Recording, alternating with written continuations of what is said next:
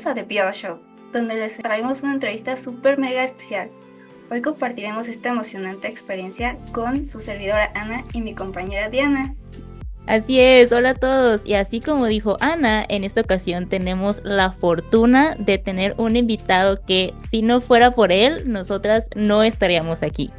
Exactamente, nuestro amor por una de sus series nos motivó a crear este proyecto. Y ahora tenemos la oportunidad de entrevistarlo. Estamos hablando del director tailandés Lit Samajan. Hello, Lid. Welcome to the Bio Show. Hi everyone. Hi.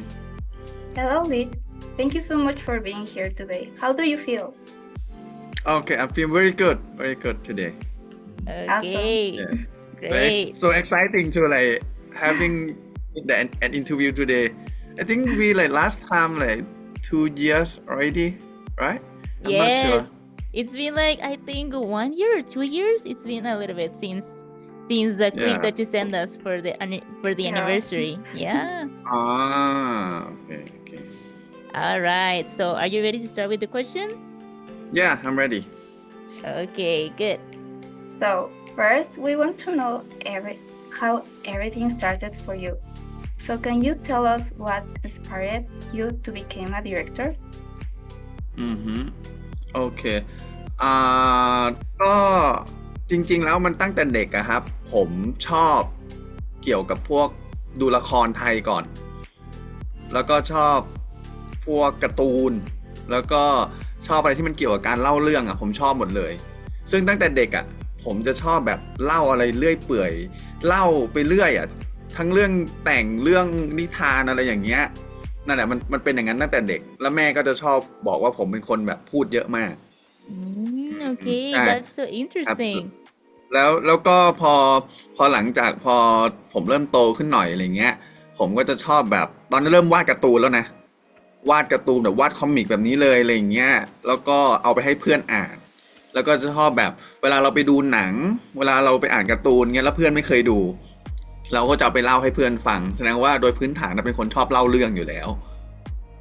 จะเป็นคนชอบเล่าเรื่องแล้วหลังจากนั้นน่ะก็เป็นคนชอบวาดรูปก็คือชอบศิลปะ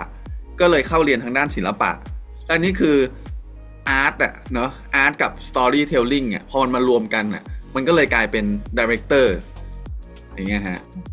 So this is story element, right? The storytelling Yes. element. All right, that's so cool and so interesting that it was since a very young age.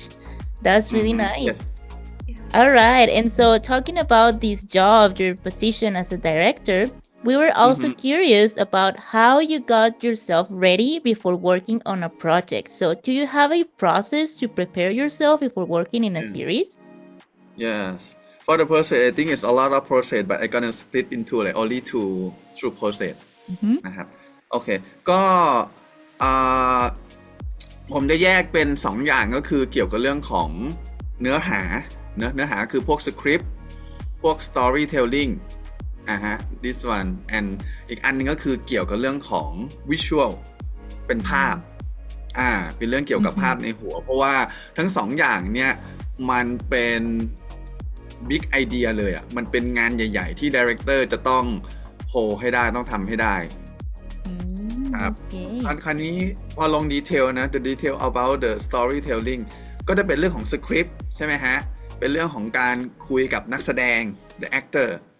so I have to tell everything that I want about the script แล้วก็มันจะเกี่ยวกับเรื่องของ theme เกี่ยวกับเรื่องของ message เกี่ยวกับเรื่องของ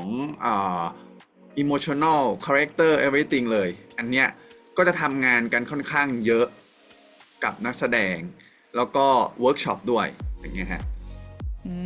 Of course, and it's just that it has so many elements, right, to take into Yeah. consideration. หลังจากพอเราได้ storytelling ที่โอเคแล้วใช่ไหมฮะไอสิ่งเนี้ยเราก็จะเริ่มมาทำงานกับฟิล์มครูก็คือ all the ทีมของเราละมาทำงานกับทีมของเราทั้งหมดก็ไม่ว่าจะเป็นเรื่องของ art direction costume เรื่องของ character design location ต่างๆใช่ไหมฮะอันนี้มันจะเป็นเรื่องของ visual แล้วไม่ว่าจะเป็นเรื่องของdirector of photography ด้วยเรื่องของคนที่มาถ่ายภาพให้เราอย่างเงี้ยฮะดังนั้นก็เราต้องทำอันแรกให้ชัดเจนก่อนแล้วพออันแรกชัดเจนปุ๊บเราก็จะมาสั่งงานกับทีมต่างๆซึ่งเยอะมาก อย่างเงี้ยฮะนั่นแหละครับดังนั้นทั้งสองอย่างเนี่ยมันก็จะเป็นใหญ่ๆเขาเรียกว่าใหญ่ๆสองอย่างแต่ว่าจริงๆก็จะมีดีเทลเล็กๆน้อยๆอีกแต่ผมจะบอกว่าเอาสองอย่างนี้ก่อนที่มันเป็นหัวใจหลักเลยของดีเรคเตอร์ครับ Oh my God, so many things to take into Yes. consideration. You are amazing just by doing it, by like Wow. taking into mind all the details, all the communication that you must have with all the teams, right? I think that is Yes. super important as well. All Yes. right, thank you. So Okay. right now, Build series have become really popular around the world. So we wanted to know what elements do you believe are crucial for the success of a Build series? โอเค ถ้าพูดถึงอิเลเมนต์ที่สำคัญนะตอนเนี้ยผมเพิ่งจะเปลี่ยนความคิดใหม่เนอะใช้คำว่าเพิ่งเปลี่ยนความคิดใหม่เมื่อไม่นานมานี้เอง ผมรู้สึกว่าตอนเนี้ยมันคือเรื่องของการเข้าใจคนดูคราวนี้คำว่าการ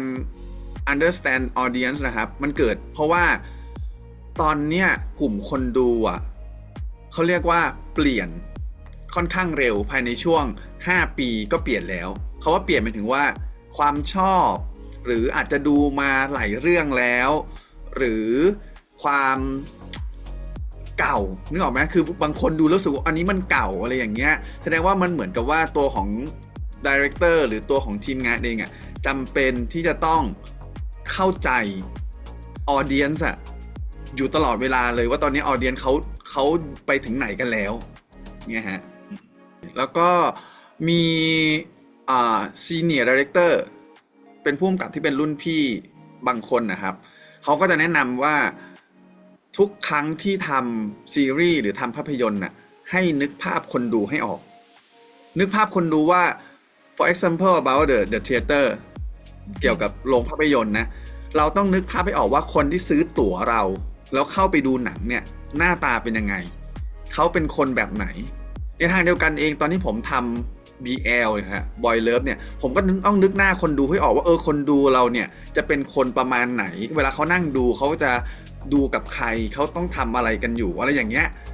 เวลาเราเข้าใจกลุ่ม audience ของเราอ่ะมันก็จะทำให้เรารู้ว่าสิ่งที่เรากำลังทำอยู่อ่ะมันมาถูกทางหรือเปล่าครับต่อนะครับแล้วก็ทีนี้เนี่ยเวลาเราเข้าใจกลุ่มคนดูของเราละเราเข้าใจ audience ของเราเนี่ย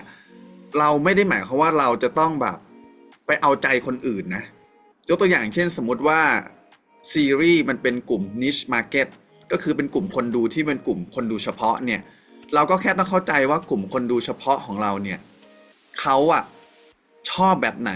สนใจแบบไหนแล้วเราก็ทำให้ niche market นั้นน่ะถูกใจงานเราให้ได้มากที่สุดในทางกลับกันสมมติเราต้องการทำงานกับกลุ่มคนที่เป็น mass market หมายถึงกลุ่ม mass ใหญ่ๆเลยอะไรเงี้ยวิธีคิดมันก็จะอีกแบบหนึ่งเลยแสดงว่าเราก็ต้องเอาใจกลุ่มคนที่เป็น mass กลุ่มใหญ่ๆอย่างเงี้ยฮะดังนั้นก็จะสังเกตได้ว่าอิเลเมนต์ที่สำคัญของความสำเร็จผมรู้สึกว่าก็คือการต้องเข้าใจคนดูของเราว่าคนดูของเราเป็นประเภทไหน All right. Yes. That's so insightful though, because of course sometimes you want people to get like to be able to relate to the story, right? But you also have Yes. to do your research in order for you to understand the people first, in order for you to know their stories, so you can do something for them that they can feel, oh, this is something I can experience or something that I can Yes. live. All right, that's so Yeah, insightful. exactly. Because I think this one is totally different from the movie before. The movie before บางเรื่องอะครับเขาจะให้ดีเรคเตอร์เป็นตัวนำว่าดีเรคเตอร์อยากเล่าอะไรเขาก็เล่าสิ่งนั้นคนดูอยากดูไหมเนี่ยอาจจะเป็นรองแต่ณปัจจุบันนะฮะกลายเป็นคนดูรู้สึกว่ากลายเป็นสิ่งที่ต้องคำนึงถึงมากกว่าแล้วก็ดีเรคเตอร์ follow แบบ people follow กลุ่มคนที่เขาต้องการดู Oh my god, so I mean when you're looking into a series or you're watching a series, you never imagine all these kind of like processes that need to be like in your mind first, right? So it's really interesting to listen to all of these insights. Thank you, Lid. Okay. So also we wanted to know, because of course we know that there's ups and downs of directing. So, what challenges have you faced while directing a BL series specifically, and how did you overcome them? อืมฮึอ่า challenge ความท้าทายที่ณตอนเนี้ยมันมันกำลังเกิดขึ้นก็คือว่ามันมี BL ที่ดีๆเยอะมากมันเป็นซีรีส์ที่แบบสนุกแล้วก็โปรดักชันดีออกมาเยอะดังนั้นเราเองเนี่ยก็เรียกง่ายว่ากำลังแข่งขันกับเพื่อนๆเรากันเองเขาว่าเพื่อนๆคือเพื่อนๆดีเรคเตอร์หรือคนที่รู้จักอะไรอย่างเงี้ยความท้าทายก็คือว่าเราทำยังไงที่จะไม่ให้งานเรามันแย่กว่าพวกเขาแล้วก็ทำยังไงให้งานเรามันดีกว่าพวกเขาอย่างเงี้ยฮะแล้วก็เมื่อก่อนเนี่ย BL ครับในประเทศไทยก่อนแล้วกันนะฮะมันเป็นกลุ่มคนดูที่เล็กมากๆเรียกว่ามันเคยเป็น niche market มาก่อนแต่ปัจจุบันเนี่ยคนดูมันเยอะขึ้นมันเริ่มไม่ใช่ niche market มันเริ่มเกือบจะกลายขยับมาเรื่อยๆเกิดจะกลายเป็น mass market แล้วคราวนี้พอกลุ่มคนดูมันเริ่มเยอะขึ้นเนี่ยมันก็เลยทำให้ตอนเนี้ย BL ที่เราทำกันอยู่มันไม่ได้ทำแข่งกันแค่ภายในประเทศละเราเริ่มแข่งกันระดับ global ไปแล้วฮะใช่ไหมเราต้องทำแบบต้องดูว่าทางโคเรียเป็นยังไงแล้วไต้หวันนีสไต้หวันอย่างเงี้ยเป็นยังไงแล้วรวมถึงหลายๆประเทศอีกเหมือนกันที่ก็มีซีรีส์ BL ออกมาอย่างเงี้ยฮะมันก็เลยกลายว่าตัวของผมเองนอกจากชาเลนจ์กับในประเทศแล้วก็ต้องชาเลนจ์กับระดับ global ด้วยแล้วก็คราวนี้มาถึงคำถามที่ถามว่าแล้ว overcome ยังไงก็คือหมายถึงว่าเราจัดการกับปัญหานี้ยังไงเวลาเรารู้ว่าแต่ละคนเขามีงานที่ดีทั่วโลกมีงานที่ดีพอเรารู้ปุ๊บเนี่ยกลายเป็นสุดท้ายผมจะต้องเลิกเปรียบเทียบคือ stop comparing แล้วก็แค่ทำให้เราทำงานของเราให้ดีที่สุด just focus on myself focus on my job and do it the best แค่นั้นเลยแล้วก็เราคิดว่าเราทำมันให้ดีที่สุดถ้าสุดท้ายพอมันออกไปแล้วเราค่อยไปเปรียบเทียบอีกทีตอนที่มันออนแอร์อย่างเงี้ยฮะใช่ครับแต่ตอนทำงานคือถ้าเอามาเปรียบเทียบจะเครียดมากจะกลายเป็นเราจะกังวลไปหมดอันนั้นก็เขาทำแล้วอันนี้ก็จะไม่ดีหรือเปล่าอย่างเงี้ยครับมันจะเหมือนกับการที่เรามีกรอบเยอะจนเกินไปครับ Okay, yeah, because I mean, right now, because it's such a huge market of BL, just be worried about what other people are like releasing, the other stories. I think that's exactly what you need to do. Like focus on yourself, like you said, and just put your best into something. And I mean, independently, if it's similar or different from the rest, it's going to be a good story, and that's what counts, right? That's what attracts the audience. All right. Yeah, exactly. Thank you, Lead. Thank you. So now talking more specifically of the BL series you have worked on, we were curious to know which BL series has been the most difficult to direct and why. โอเคเป็น BL ที่ออนแอร์ไปเมื่อประมาณปี 2011 ประมาณปี 2021 คือ 2-3 ปีที่แล้วมันเป็น BL ชื่อว่าเหมียว Ears Up ก็คือเหมียวหูตั้งครับ เหมียว The Cat เนี่ย เพราะว่าเรื่องนั้นเนี่ยมันมีความเป็นแฟนตาซีพอมันมีความเป็นแฟนตาซีก็คือว่าตัวละครเนี่ยเป็นแมวที่กลายเป็นคนได้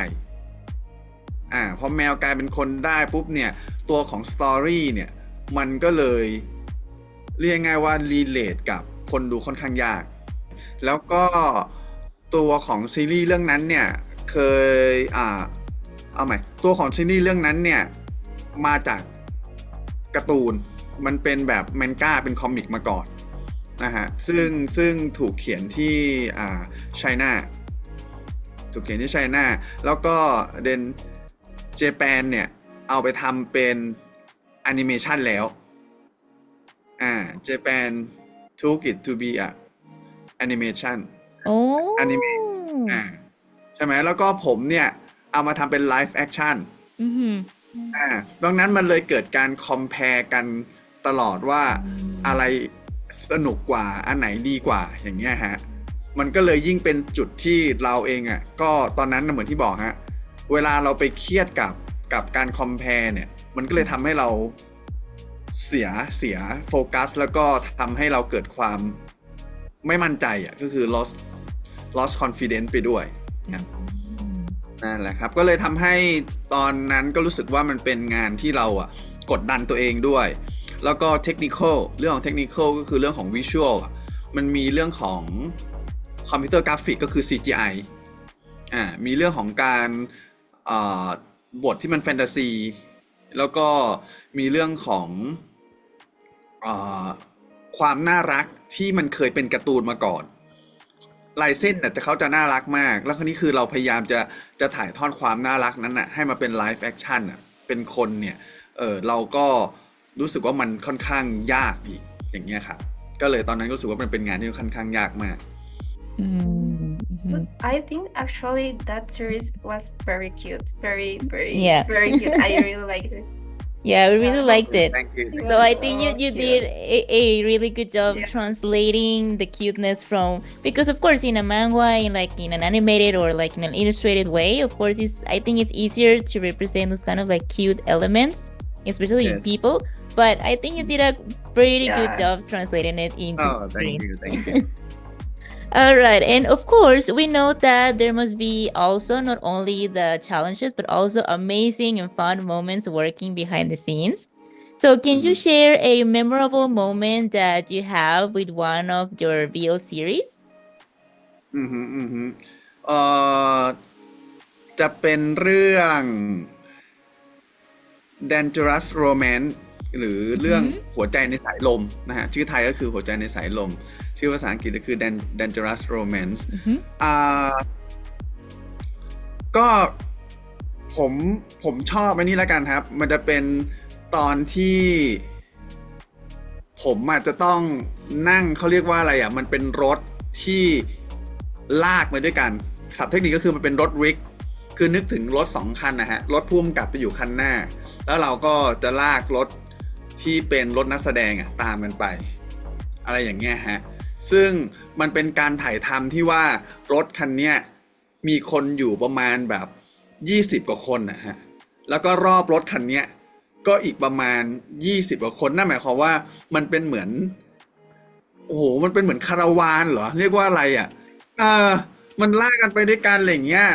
แล้วคือภาพที่ออกมาคนก็จะเห็นแค่นักแสดงอยู่ในรถ2คนใช่ไหมฮะแต่ความเป็นจริงรอบเนี้ย50-60 คนน่ะเต็มไปหมดเลยอะฮะแล้วก็ในวันนั้นเองเนี่ยมันก็จะมีการถ่ายพวกซีนมอเตอร์ไซค์มอเตอร์ไซค์ที่มันเป็นแอคชั่นด้วยแล้วมันก็จะเป็นซีนที่ต้องมีเรื่องของระเบิดเป็นเอฟเฟกต์ฮะที่ต้องระเบิดอะไรอย่างเงี้ยคือวันนั้นมันเป็นวันที่ทางด้านเทคนิคหลายๆอย่างมันมีความเขาเรียกว่าอันตรายแล้วกันเรียกว่าอันตรายเพราะว่ามันมีความเสี่ยงคือรถก็วิ่งด้วยแล้วมีวันที่ถ่ายมอเตอร์ไซค์เองก็ต้องเอาสตันท์แมนมาใช้ด้วยอะไรเงี้ยฮะแล้วเวลามันก็จะค่อนข้างบีบดังนั้นเนี่ยในการถ่ายทำแต่ละอย่างเนี่ยเราก็ไม่อยากให้มันเป็นหลายเทคถ้าเป็นไม่ได้คือมันควรจะเทคเดียวผ่านใช่ไหมฮะไม่ว่าจะเป็นเรื่องของมอเตอร์ไซค์สตันท์แมนที่มาแล้วต้องแบบขับหวาดเสียวแล้วก็รวมถึงเอฟเฟกต์ระเบิดที่เป็นปืนน่ะที่มันจะต้องดังแบบต้มอะไรอย่างเงี้ยฮะโอเคคราวนี้ไอสิ่งที่ผมประทับใจมันเป็นอย่างนี้ฮะเมื่อมันมีเทคนิคเยอะๆมีอิเลเมนต์ที่มันน่ากังวลเยอะเนี่ยไดเรคเตอร์เนี่ยเราก็เรียกง่ายว่าไม่สามารถโฟกัสที่นักแสดงได้เราโฟกัสได้ไม่เต็มที่เราก็จะไปยุ่งกับโปรดักชันไปยุ่งกับสิ่งที่มันเป็นเทคนิคต่างๆเยอะมากดังนั้นคือสิ่งที่ประทับใจคือตอนนี้ตัวนักแสดงเองเขาจะต้องเหมือนทำกันบ้านเองแล้วก็โฮความรู้สึกเองไม่ว่าเทคนิคมันจะผิดพลาดหรือจะเกิดอะไรที่ไม่ดีเกิดขึ้นนักแสดงเขาจะต้อง the show must go on อย่างเดียวเลยแล้ววันนั้นก็เป็นวันที่ดีที่นักแสดงเองเขาก็ไม่ว่าจะเกิดอะไรขึ้นเขาก็ the show must go on เขาคนเล่นตลอดอย่างเงี้ยฮะเขาก็ยังคงคีปความเป็นคาแรคเตอร์แล้วก็แสดงอารมณ์ได้อย่างที่เราแบบเรียกง่ายว่าเรา ไปโฟกัสกับเขาน้อยแต่เขาก็ทำมันได้ดีอย่างเงี้ยฮะดังนั้นคือนักแสดงโดยส่วนใหญ่ก็ถ้าเป็นอย่างเงี้ยเราก็จะรู้สึกว่าดีใจที่ได้ทำงานกับนักแสดงที่เขารับผิดชอบตัวเองแล้วก็ไม่ได้แบบเสียสมาธิไปกับไอ้เรื่องที่มันวุ่นวายครับ Of course, yeah. You have to like to trust your actors, right? To do their job correctly and properly, even though you're focusing on like more action things or technical things. Yes, of course. That would be very important. Yes. Mhm. yes All right, thank you. So now in a more personal note, and besides the directing process, what has been the story you have liked the most from the Bill series you have directed and why? โอเคอันเนี้ยครับสำหรับผมชอบความรู้สึกของเบื้องหลังแล้วกันเนอะมันไม่เกี่ยวกับเบื้องหน้าที่คนดูจะได้เห็นแต่มันเป็นความรู้สึกของเบื้องหลังที่ว่าทุกครั้งที่เวลาผมถ่ายซีรีส์เกี่ยวกับ BL เนี่ยเรียกง่ายว่าโดยส่วนใหญ่นักแสดงจะเป็นวัยรุ่นก็ประมาณ20กลางๆอย่างเงี้ยฮะแล้วความ20กลางๆมันก็จะมีเรื่องของความสนิทมันจะมีเรื่องของการเล่นกันในหลายๆครั้งฮะ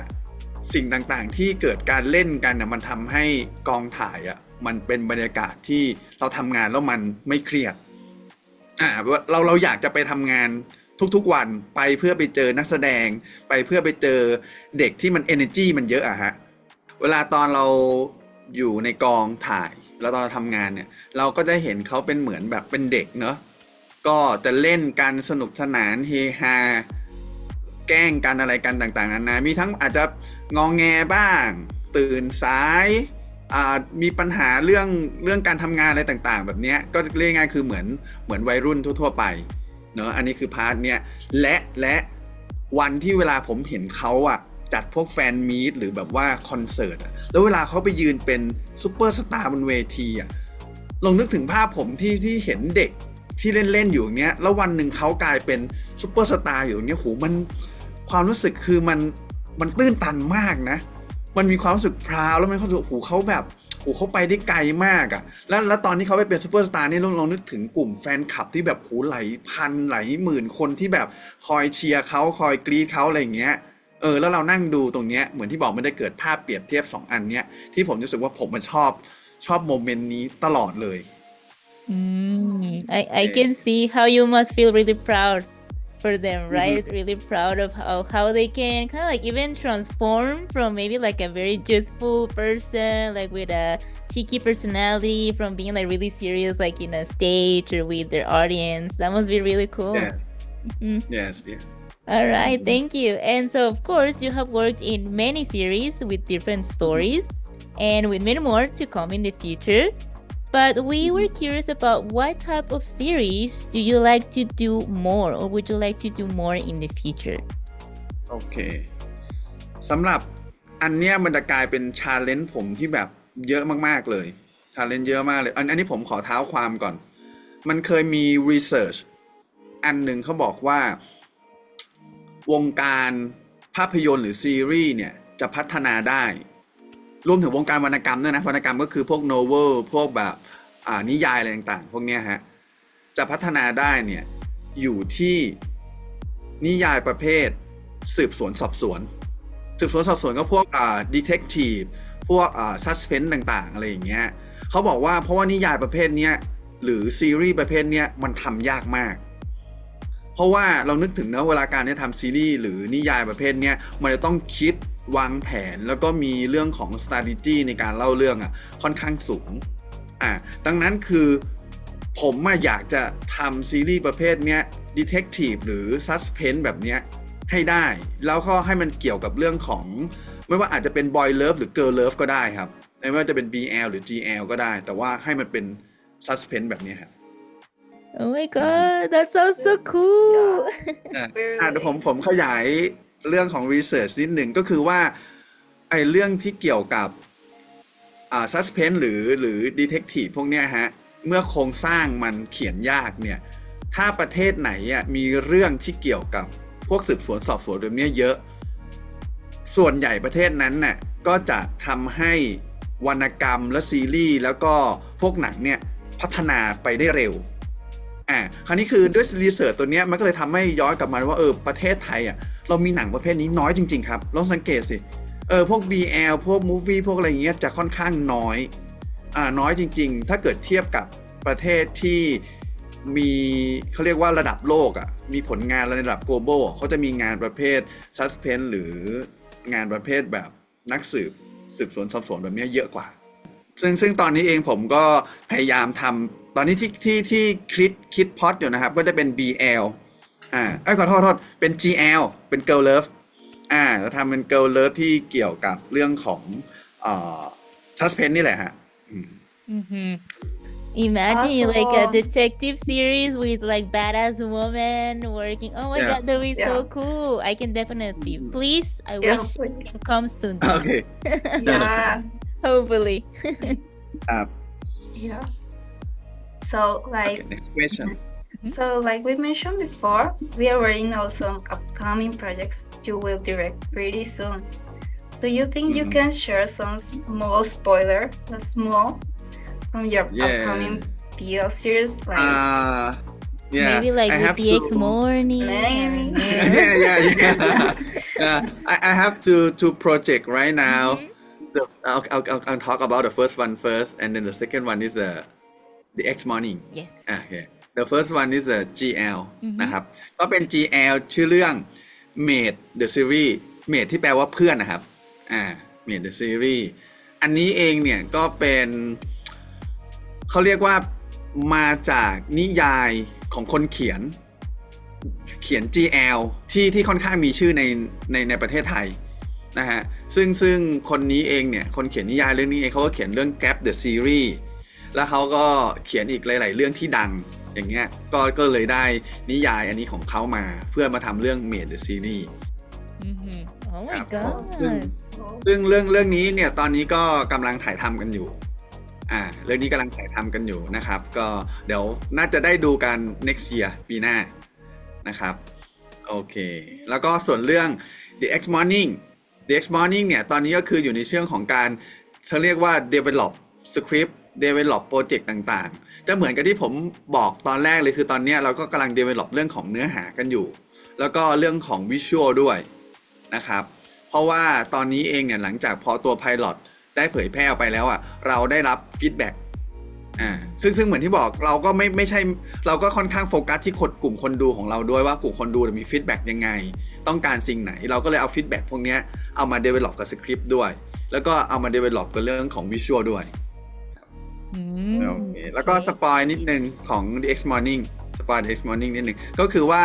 ด้วยความที่ว่าสคริปต์ของ The X Morning เนี่ยถูก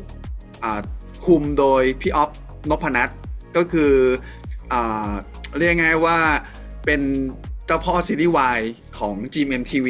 ตอนนี้เลยนะพี่อ๊อฟอะไรเงี้ยแล้วเวลาตอนพี่อ๊อฟอ่านเนี่ยอะไรที่มันธรรมดาใช้คำว่าธรรมดาหรือว่าเขาเรียกว่าเป็นเบสิก BL พี่อ๊อฟจะไม่เอาเลยจะต้องเป็น Advanced Think about Advanced Boy Love ซึ่งมันจะต้องแบบ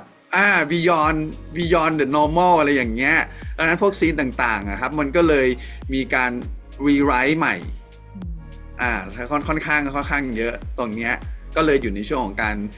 ปรับสคริปต์อยู่และในทางเดียวกันเองสิงโตเองก็กำลังแบบทำหุ่นอยู่ด้วยทั้งคริสทั้งสิงโตใช่เขากำลังจะแบบทำหุ่นให้อยู่ในเชฟอยู่ด้วยครับวันนี้ Oh my god, we're so excited. Yeah. That sounds so exciting. And I mean, of course, a story needs to like renew itself, right? Constantly. So you need to like be stepping up your game, even if you have been doing like really good series, you always have to look for that like update, right? Within your story. Yes. And of course, having like a great producer on your side is definitely like the best thing ever. I suppose to have like someone that is pushing you to be better. I think. Yes. They're very good. All right. Thank you so much for the spoilers, Lee. Thank you so much. Oh, Thank you. You're the best. All right. Thank you. Okay, so we have arrived at the last few questions of the interview. But before we continue, we really wanted to take a moment to share with you a little about this project that is the Bill Show. So, as you may already know, Anna and I share a deep love for your series Sotus. It not only helped me find a new world of possibilities when I was in my Bill journey at the beginning, but we truly consider it a safe space for us, and we think it's one of the best Bill series out there. It's in fact this love that mentioned. It was in fact this love that mentioned us to create the Beals show, since we wanted a place where we could share our thoughts and feelings about our favorite Beals series, Sotus, which was actually the first Beals series I watched. So we create a podcast dedicated only to this series. It's called Dear Sotus. That is why we couldn't let go the chance to share some specific questions about Sotus that we have been dying for ask you.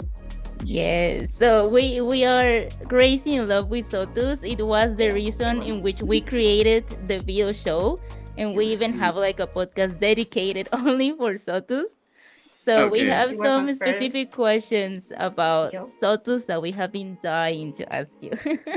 Okay. So first, we just want to know, what do you think about Sotus in general? And also, how do you feel knowing that even though it was released 8 years ago, Sotus is still some people's, like us, favorite Bill series now? โอเคก็ถือว่าเป็นซีรีส์ที่ทำให้ผมรู้สึกภูมิใจเนอะมันภูมิใจมันดีใจอยู่แล้วที่มันประสบความสำเร็จอะไรอย่างเงี้ยแล้วก็เรียกง่ายว่ามันเป็นเหมือนมันเป็นฐานของผมด้วยของผมที่ทำให้เรามาถึงทุกวันนี้อะไรอย่างเงี้ยดังนั้นเราทุกครั้งที่เรามองย้อนกลับไปเราก็จะรู้สึกว่ามันเป็นขั้นบันไดที่ดีมากๆเลยมันเป็นขั้นบันไดที่ดีมากๆเลยอันนี้เอาเรื่องความภูมิใจก่อนนะอันต่อมาก็คือว่าก็เป็นรุ่นพี่ผู้กำกับอีกเหมือนกัน Senior Director อะไรอย่างเงี้ยที่เขาก็พยายามบอกว่าหลายๆครั้งเนี่ยไอ้ความสำเร็จในอดีตเนี่ยเราต้องใช้มันเพื่อเป็นแรงผลักอย่าใช้มันเป็นกับดักหรือสิ่งที่มันดึงเราเอาไว้อะฮะว้าวครับผมทีนี้เองเนี่ยตัวของผมเองเนี่ยโซตัสก็จะเป็นเหมือนแบบแรงผลักที่ว่ายังหวังอยู่เสมอว่าสักวันหนึ่งอ่ะเราอยากจะทำซีรีส์ที่ดังกว่าโซตัสเห็นไหมที่มันแบบดีกว่าที่มันแบบว่าทำให้คนชอบแบบได้เยอะมากๆอย่างเงี้ยฮะก็ยังคงแบบพยายามในสิ่งนั้นอยู่เสมอครับแล้วก็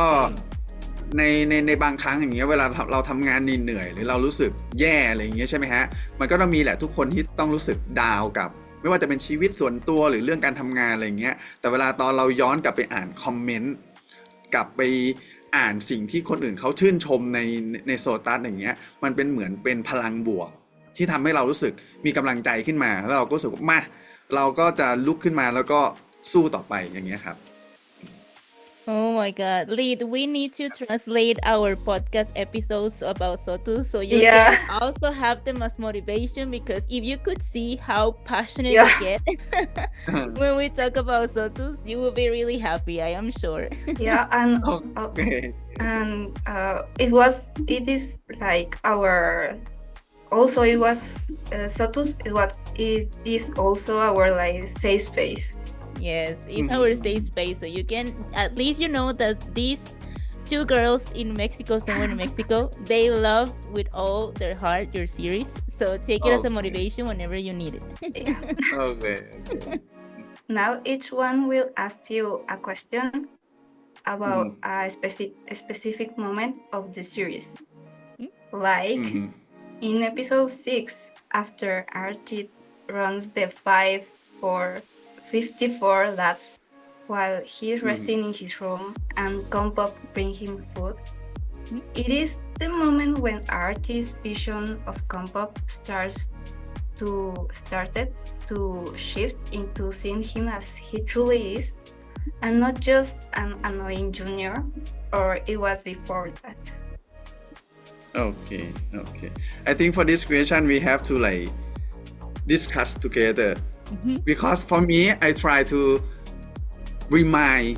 Of course. think about what happened Yeah, before. Don't worry. Yeah. Yeah. Because So, like as you say like 8 year already it's already 8 year right yeah so I'm trying to think about what happened before the episode 6 so it's been episode 5 or episode okay. 4 yeah So, ก็ yeah so I think they กล้องพรบ they try to melt the iceberg right คือthe portion ก็คือเหมือนกับว่าจริงๆแล้วกล้องพบอ่ะเขาค่อยๆซึมเข้าไปใช่ไหมค่อยๆทลายกำแพงไอ้ภูเขาน้ำแข็งอ่ะค่อยๆทลายทีละนิดทีละนิดไอ้คำว่าทีละนิดทีละนิดเราก็จะสังเกตได้ว่ามันจะมีซีนเล็กๆน้อยๆอ่ะที่ทำให้อาทิตย์อ่ะพี่อาทิตย์อ่ะเขาเริ่มสับสนalright อันนี้ไอ้โมเมนต์เล็กๆอ่ะผมมาจำไม่ได้ผมมาจำซีนไม่ได้ใช่ไหมว่ามันมีอะไรมาก่อนบ้างอะไรเงี้ยอาจจะให้แบบว่าไดน่าช่วยแชร์ว่าแบบพอจะจำได้ไหมอะไรเงี้ยแบบสักแถวเอพิโซด4เอพิโซด5อะไรอย่างเงี้ยผมว่าน่าจะผมจำไม่ได้ผมว่าแต่ผมคุ้นๆว่ามันมีอยู่แล้วมันต้องมี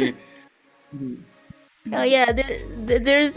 there's some moments where like he's always encountering and like talking back to Artid, and he's like sometimes he's following him around and like trying to talk to him, like trying to defy him. Yeah. So there's like a bunch of moments. Yeah. ก็จะเหมือนว่าไอ้โมเมนต์เล็กๆเหล่านั้นนะผมว่ามันค่อยๆสะสมมาแล้วก็จะเป็นเหมือนคำถามที่บอกว่าแล้วในเอพิโซด6อ่ะหลังจากพี่อาทิตย์วิ่ง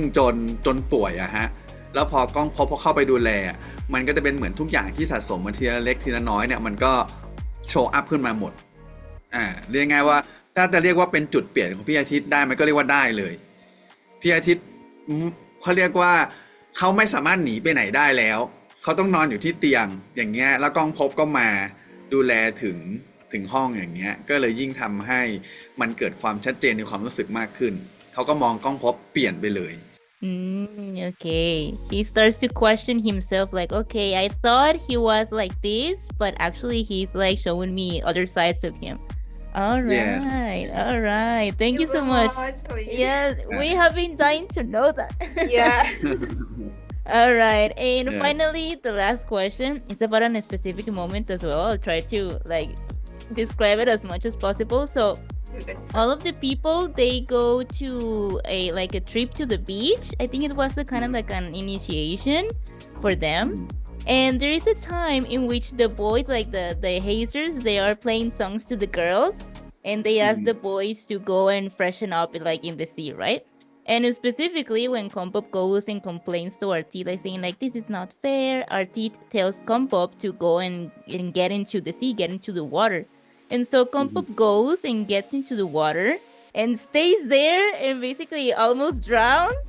So I want to know what was going on through Kompop's mind and heart at that moment. Why did he do that? Yeah. โอเคอันนี้ต้องเล่าตั้งแต่ก่อนที่จะไปซีนที่เขาไปบีชกันก็คือตอนนั้นเนี่ยความรู้สึกของกล้องพบอ่ะเขาก็เริ่มรู้สึกดีกับพี่อาทิตย์มากๆแล้วเนอะเขาเริ่มรู้สึกดีเนี่ยแล้วก็ความสัมพันธ์ระหว่างกล้องพบกับอาทิตย์น่ะมันก็กำลังไปด้วยดีลองนึกถึงคนที่มีความสัมพันธ์ที่กำลังจะแบบว่า develop ไปเรื่อยๆอะไรอย่างเงี้ยแต่เมื่อไปอยู่ที่ทะเลอ่ะกล้องพบว่าพี่อาทิตย์น่ะก็ไปเล่นกีตาร์จีบสาวใช่ไหมเขาก็ไปเล่นกีตาร์จีบสาวแล้วก็วิธีการแสดงออกของพี่อาทิตย์น่ะเวลาตอนที่เขาอยู่ต่อกลุ่มเพื่อนเขาอ่ะเขาก็ยังคงเป็นเหมือนกับคนที่ออกคำสั่งใช่ไหมเขาก็จะสั่งให้น้องไปทำอย่างนั้นกล้องพบไปทำอย่างนี้อะไรอย่างเงี้ยคือกลายเป็นว่าคนที่เราคุยกันสนิทอ่ะแต่พอไปอยู่กับกลุ่มเพื่อนอ่ะเขาแอคอีกแบบหนึ่งใส่เราเอาค้างคราวนี้ก่อนว่าแบบเนี่ยถ้าเกิดเป็นเราอย่างเงี้ยถ้าเราเป็นกล้องพบเราจะรู้สึกยังไงก่อนคราวนี้ต่อแล้วพอตอนนี้กล้องพบก็จะมีความรู้สึก ไม่ชอบใช่ไหมไม่ชอบโมเมนต์ที่มันเกิดขึ้นอยู่ตอนเนี้ยไม่ชอบสิ่งที่พี่อาทิตย์ทำไม่ชอบสถานการณ์ก้องพบไม่ชอบสถานการณ์ไม่ใช่ไม่ชอบตัวพี่อาทิตย์นะต้องแยกออกจากกันเขาชอบพี่อาทิตย์แต่เขาไม่ชอบสถานการณ์ที่มันเป็นอยู่ตอนนี้แล้วก้องพบก็เลยเสียงดังใส่ใช่ไหมถ้าตามซีนได้ก้องพบก็โวยวายใส่ว่าสิ่งที่พี่ทำพี่ไม่คิดหรอนู่นนี่นั่นเขาก็เสียงดังใส่ส่วนพี่อาทิตย์เองเขาก็ไม่ได้รู้สึกว่าเขาอะทำอะไรผิดใช่ไหมเขาก็เลยด่าก้องพบว่าถ้าหัวร้อนแบบเนี้ยก็ไปแช่น้ำให้หัวเย็นหน่อยให้จะได้หายเครียดแล้วจังหวะที่ก้องพบเดินไปเขาก็เดินไปแล้วเขาก็เหมือนกับคิดทบทวนในสิ่งที่มันเกิดขึ้นว่าแบบตกลงมันเกิดอะไรขึ้นระหว่างเขากับอาทิตย์มันเกิดอะไรขึ้นในใจของก้องพบกันแน่ใช่ไหมเขาก็คิดไปแล้วพอคิดไปเสร็จพวกเขาก็เลยดำน้ำลงไปแล้วพอดำน้ำลงไปเขาก็คิดถึงสิ่งต่างๆอย่างเงี้ยแต่เพียงแต่เขาคิดนานไปหน่อยไงนึกออกไหมเขาก็คิดแบบนานเลยจนพี่อาทิตย์ก็แบบเฮ้ยมันนานไปหรือเปล่าอะไรเงี้ยก็เลยคิดว่าก้องพบจมน้ำเพราะว่าเขาก็ดำลงไปแบบเรียกไงว่าถ้าเทียบเป็นเวลาจริงๆก็น่าจะเป็นนาทีอะไรอย่างเงี้ยเป็นนาทีพี่อาทิตย์เขาเลยตกใจก็เลยวิ่งไปช่วย Oh my, I knew it. I knew that was like I because my theory, because it was a theory, I didn't know, was that Kompop was like overthinking all the previous moments, like, oh, but I really like him, why is he like this with me? So I thought maybe he was like overthinking so much that he forgot to actually get out of the water, right? So now to have that answer, thank you so much. Thank you so much. Okay. We have a whole podcast episode dedicated just to that moment. Let me tell you. Okay. The whole episode of the podcast. Yeah, we like to overthink just as much as Kompop. Yeah. All right, thank you, Lid. Thank you so much, Lid. And with that, we are finished with the questions. Thank you so much, Lid, for the answers. But before you go, would you like to play a quick game with us? Okay. Yes, okay, let's play the game. Yes, all right.